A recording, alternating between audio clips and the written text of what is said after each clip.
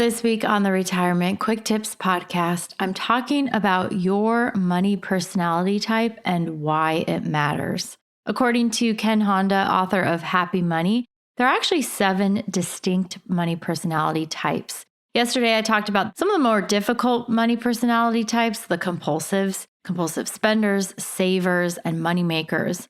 Very challenging to overcome some of the common and destructive pitfalls of those compulsive types. Yet I would argue that most of us find ourselves falling into at least one of those categories, and at least to some, maybe not a lot, even just a little bit. That would be pretty common because we're either savers or spenders for the most part, and we kind of lean in one direction or the other. But today's money type is a little bit more nuanced and subtle. It is the indifferent to money personality type. The indifferent to money personality type generally doesn't like to think about money at all. I think about money all day long because it's what I do. So it's like, I don't understand this personality type at all. I actually see this often in people, though, especially married couples.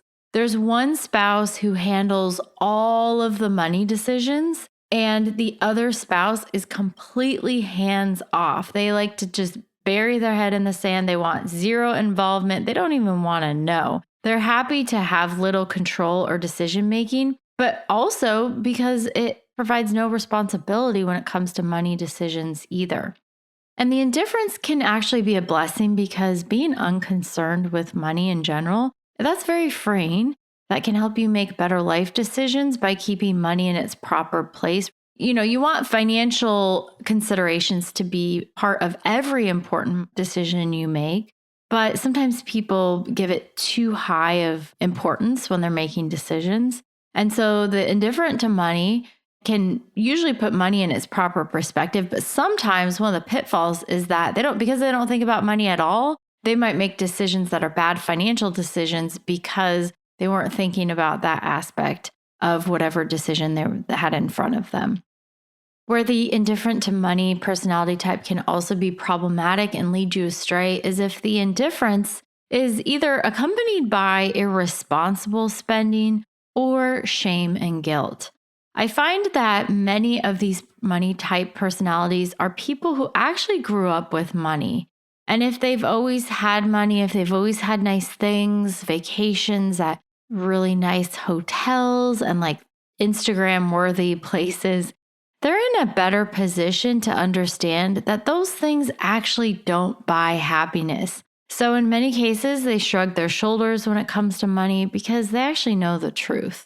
Now, the danger with this indifferent type is that they're also more likely to squander what money they do have because of that indifference. And I think that actually helps explain why it's pretty rare where you have first generation wealth builder and earner, then passes that to the second generation and the third generation. And oftentimes it rarely lasts beyond the second or third generation.